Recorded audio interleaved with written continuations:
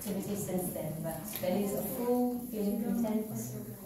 Yes, happy smiling faces. Good.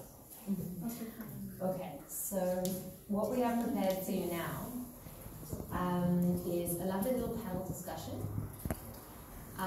There's not really going to be much Q&A from you guys, so again, it's an opportunity to just listen deeply. There you go, it's come up again, and just take whatever jewels come up for you. Maybe you want to write down things that inspire you, or whatever. Just yeah, pick up whatever jewels you want from the conversation that we're going to have, that we've kind of structured for you.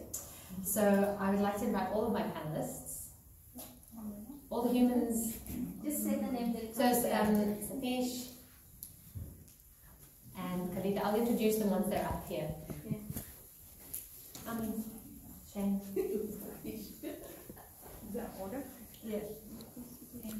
And just so everyone knows, we actually are also broadcasting this on Facebook Live. So there'll be probably a link available at some point. No, we're not. No, we are. Thank you. So there'll be a funny is the mic. I have to really moderate my voice down. I'm so used to just not having the mic and projecting so everyone can hear me.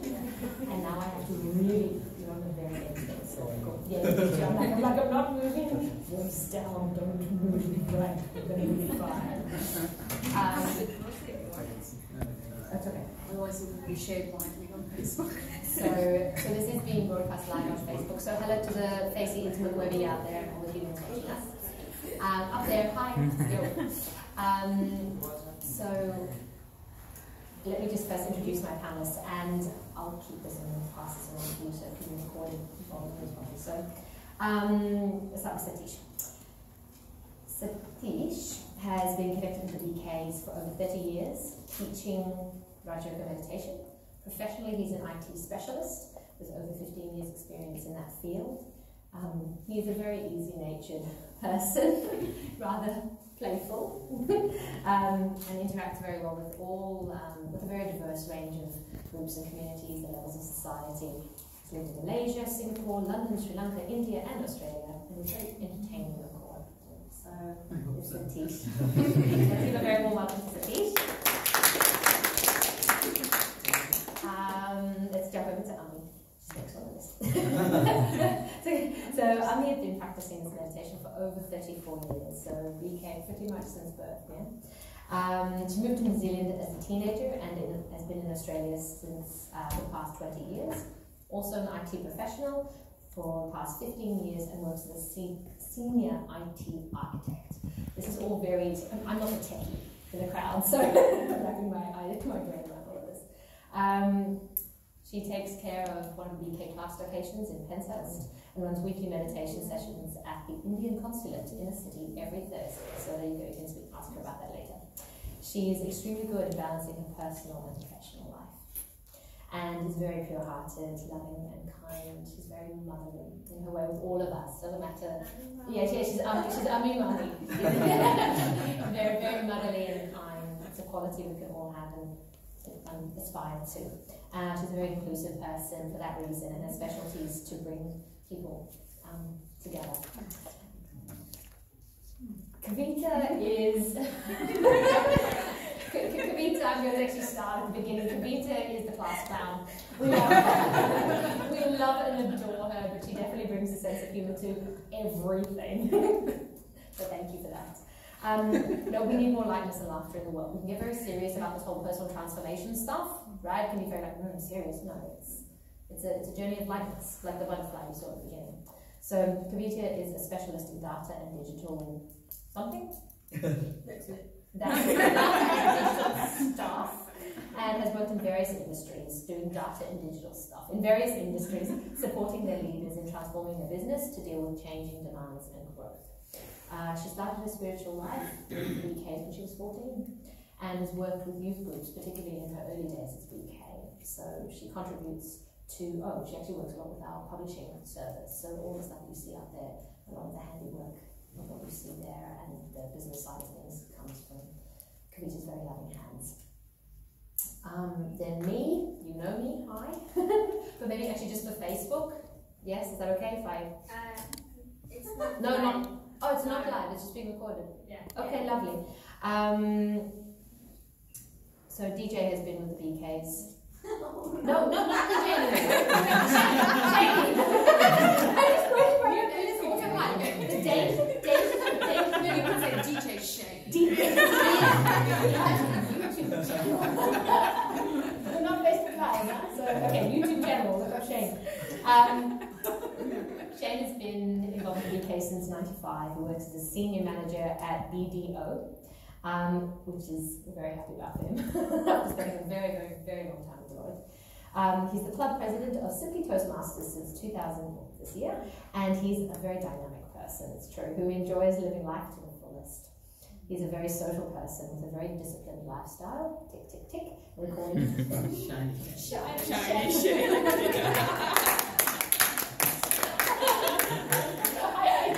I'm just a mouthpiece.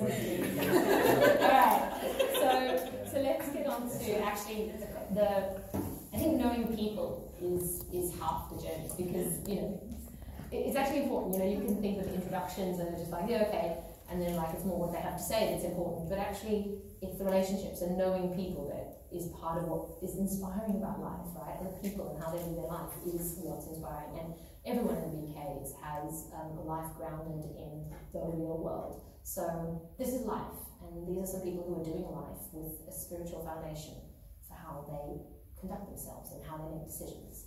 So let's dig into that a little bit. So we took the two themes of part A and part B of choose, change, become, and quest for the best. And we have two sort of conversation starters around both of those. Now, this is where I'm going to start off being a bit playful. I asked each of the panelists to please send me a question that they had about life and the journey when they were in their 20s, and to share that with me before they came.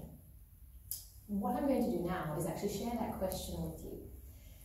And in the context of thinking about choose, change, become, I was thinking it's very much a process of time. So there's where I am now, where I've come from, and where I'm going. And if where I am is where I am, and this question is from where I was, I'm going to read to each of them their question and ask for them to respond from their position in life now, having progressed from their 20s. How would you now respond to your 20-year-old self? And perhaps more explicitly, or specifically rather, what experiences have you had in life, practical stuff, that has brought you to the wisdom that you're now giving your 20-year-old self? So you all know your questions. So, okay, you seem to know, so we'll start. Ami's got a sense of knowing about it, that motherly knowing. So we'll give her the mic. Ami's question was, her 20-year-old self asked, is this what I have to do for the rest of my life? Oh. I don't know if that's how you would have phrased it or the feeling behind it, but so that was the question. I actually came across this question. How many of you have seen here Be the movie? Okay. Yeah, Be. Yeah, it's animated. And probably I must have been in my early 20s when that came out, and it was one of those, you know, you watch it in the park. They had like the open air cinema kind of thing, and this is a phrase from that movie. And essentially, these two Bs graduate from their you know, B University, and they drive in their B mobile to this place they're going to work, which is like a honey factory. And so they drive in, and the scene is they see all these other little bees working to manufacture honey, and there's you know, a conveyor belt with lots of honeys being manufactured, and they see there and they look at it and go, this is what I have to do for the rest of my life. And I remember thinking then, this is the question, right? Okay. So You know, when you are at that age, you kind of look at, you know, other people, you look at, observe people and situations, and you kind of put yourself in and go, yeah, is this where I would like to be? I don't know if you are like that or were like that. Can you relate to that? Yeah.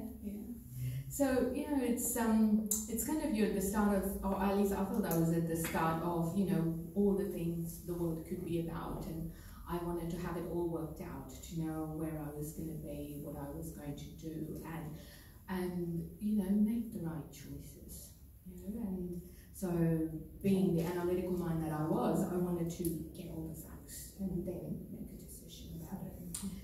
So, how would you respond? Yeah, so how I would respond to myself now, you know, 15 years on, I would say to myself, it's not the destination, it's the experience that matters.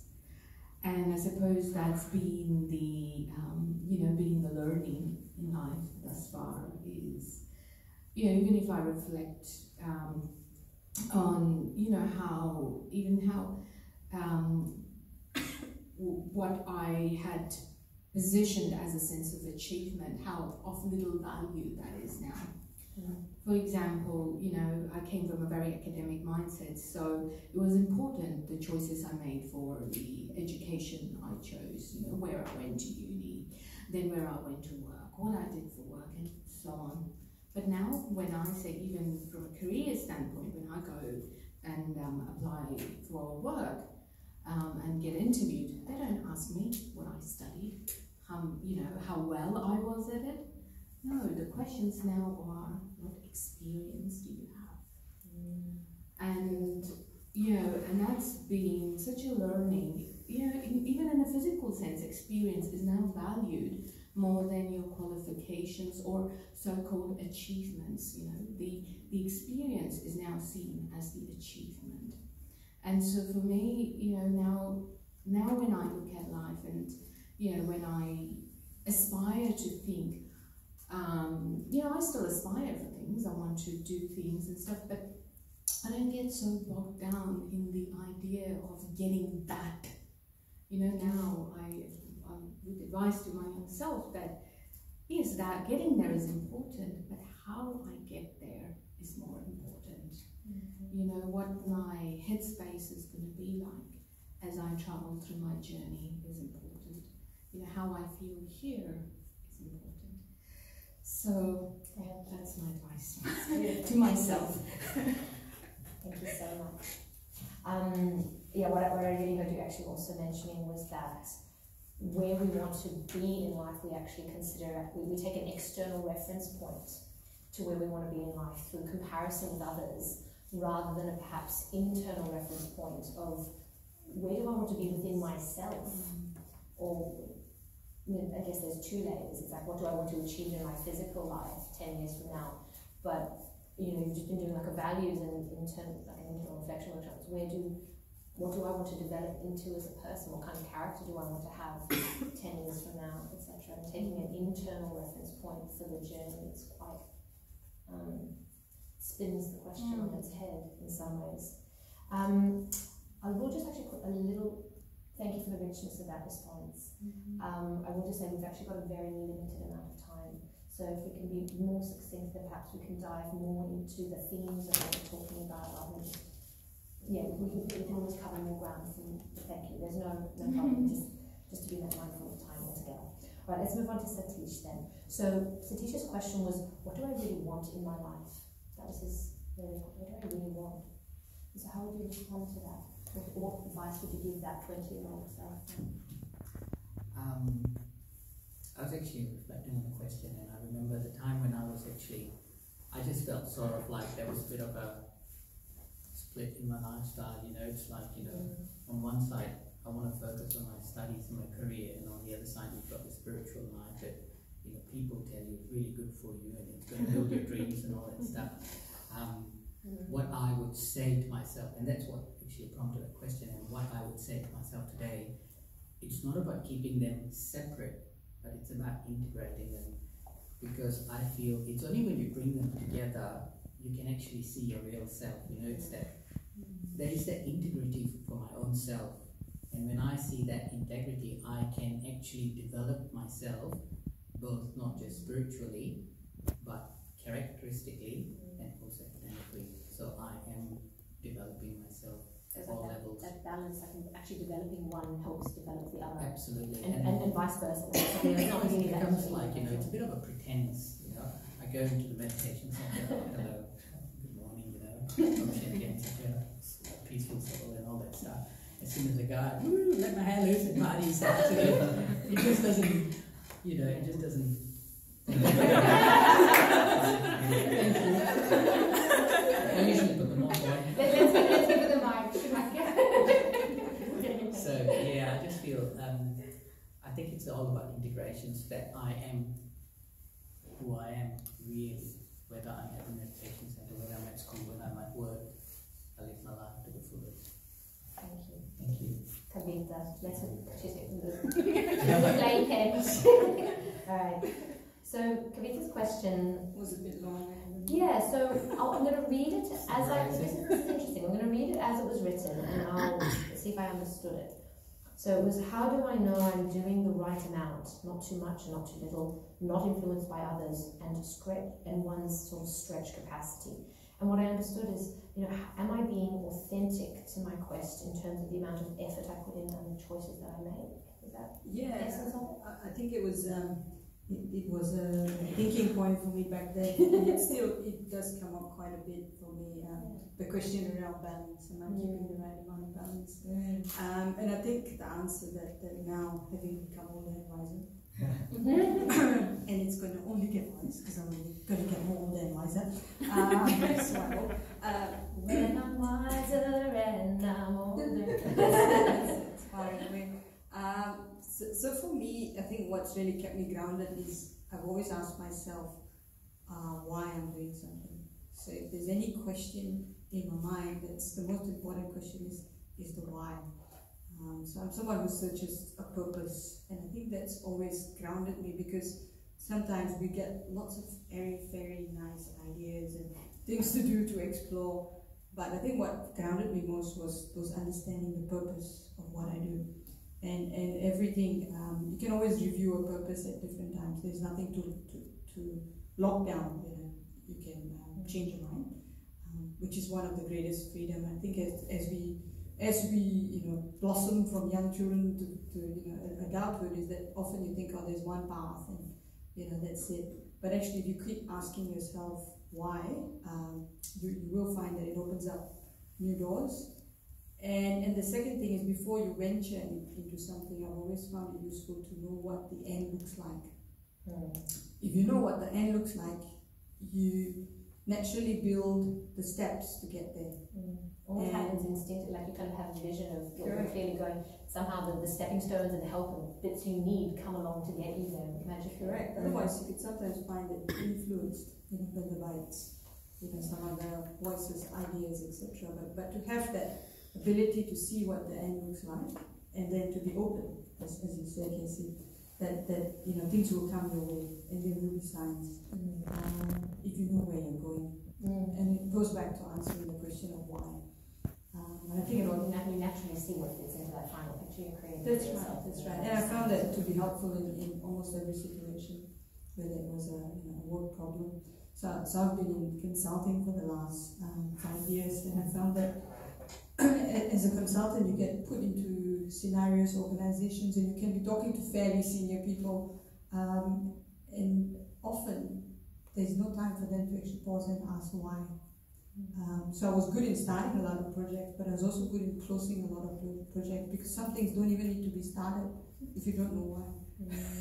So it's okay to stop things, and it's okay to start things, but if you're not clear of the why, you'll come to a point in your life where you're exhausted, drained, feeling unsatisfied, and you go, why? Wrong kind of why. and it's also okay to, at that point, ask that question, and then you pivot and you move on. So I think that's the grand wisdom I'll pass my old self. Thank you. If we pass the mic to Shane, I really like this idea of flexibility and gentleness with ourselves in the journey. This word pivoting, and it's interesting, if we paint the picture, we've got a lot of balance, and you've got that fulcrum of pivot, between the two scales. So there's something of being able to just, too much in that basket, and go back, and knowing that we can redirect our focus. Even if we start at one place, it's almost rephrase it to, what's my purpose now? What do I need to achieve now? What do I need? What is right for my context in my life now? So I would like to adjust with the practicalities of life. And then you've got that balance of the inner world and the outer world, the spiritual and the physical world. Shane. So Shane's question is, why do things always happen to me? Shane has a very, very lovely, long, colourful history and he's moved all around the world. What advice would you give your younger self? Yeah. I feel like I'm still young. Even younger self. Yeah, so that question, I'm sure we all can resonate with. Why do things always happen to me? And we think that it's just our issue and problems are happening just to us and no one else in the world when we go through certain situations. And in reflection to those questions, the advice I'm sure we've heard, everything that happens for a reason, right? But for me, what I've done is moved it to personalize it a bit, that everything that happens not just for a reason, but for the best for me. We may not see it in interim, but we should trust and know that everything has a purpose. And to give you context, I asked this question since I was younger because it was profound in my life. Everything that could go wrong literally went wrong, like Murphy's Law. And I was brought up in Zimbabwe, moved through to Dubai, UK, and in Sydney now, and I've got friends in those places. And to give you some context, every time they had issues, they'd call me up, we'd talk about what's happening in their life, and then I'd share what's going on in my life, and they're like, Shane, I know we probably shouldn't say this, but this is why we enjoy talking to you, because all your problems are much bigger and makes our problems personal. So literally, if you guys think you have problems, come talk to me, because my life has been a struggle. But it's maintaining that awareness of not just why thing. I always used to have a question in mind, why? Since I joined this organization when I was 9 years old, I'm not going to tell you my age, but I've been through my 20s, so I've been through my 30s, no, I'm just kidding. And it's still shiny. But it's about grounding yourself and knowing that everything that happens for a reason, not just for a reason, but for the best for me. And the second thing that I wanted to say is, through all the relationships, the struggles, the promotions that we've missed, the visas that didn't come through, the passport issues, whatever it is that's happened through your life, and the hardships that we've faced, what has grounded me, and that is a fact that I know, is that on day one, before I came down on earth, I actually chose myself the paths that I would be taking, the people I would meet, the struggles, the tribunals, the test papers, and I chose all of that in my life because I knew that I would be strong enough to handle all of those things and come out well and be the person that I am today. So in reflection, I tell myself that keep pushing. Let's clap. Thanks for sharing so personally as well. Okay, so in the interest of time, because we actually only have another 10 minutes. So, no way. I know, right? When we get together, a cup of tea just lasts. Okay, so what I'm going to do is I'm going to share with you a question that I would have extended this into, just as something you may like to pick up for yourselves, and then we'll jump to the second question and chat about that for the last 10 minutes or so. So again, thinking about those three aspects of time, we've looked at where we are now and how we might counsel ourselves as we were with the wisdom based on the experiences that we've had. The second question is, I guess, looking forward. Knowing we're going to be further down the quest, further down the journey, more experiences, but knowing that we're actually going somewhere. And if we think about where we would like to get to in the future, pretending we're that person, what advice would we give ourselves now in order to get there? And I think I was thinking about this the other day for myself, and one response was, just relax and enjoy. You know, this is part of like my journey. It's, you can in any moment choose to get worried and choose to get stressed, or you can go, oh, I'm just gonna, drop the pen, oh look, that happened, alright, cool, and move on. Like anything can happen, and I know I wouldn't want to get to the end of my life and feel like I'd wasted time worrying about things, that I'd wasted time not enjoying this precious life. So if you think about where, just as like a reflective question for now, how do you want to feel when you die? And what advice from that point can you give yourself now to even drop into that now and journey that way for the rest of the journey in the quest? Think about that. It's a lot of fun. There's a lot to think about. No, it is. It's not as much. Okay, yeah, it is funny as well. But there's a lot of lovely ideas you can come to when you think about how you want to end things, how you want things to end. legacy you want to leave. You know, there's a lot of detail. We can talk over afternoon tea. So the next question. You know, when we journey, as Shane brought up, there are a lot of challenges that we face. There are fire-breathing dragons. There are witches who want to lure us into their hut and, you know, lock us away until we feel told the clue. There is find the X on the map, and it can all be very discombobulating. But we need to also somehow have a resilience to that. And a lot of the struggles we face, just as Shane shared, he manages to turn around the struggle to a large extent with a very positive mindset. So there is this purity of mind that helps us on this quest, something that keeps us enlivened and inspired and fresh and clear-minded, that helps us journey along. You know, it's kind of like there are magic potions. Or kind of like if you're gaming, it's like, need some inspiration, glug, glug, glug, one life down, but come back and keep going, you know. So the second question, just perhaps a little bit briefly, what do you do to maintain that very pure mind, feeling fresh, clear, inspired about the quest or journey that you are on?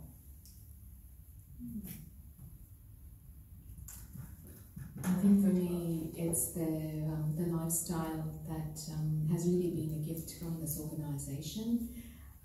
It's the daily meditation practice. As soon as I get on, I spend about an hour, probably about half an hour in meditation, and then another half an hour we have our daily study.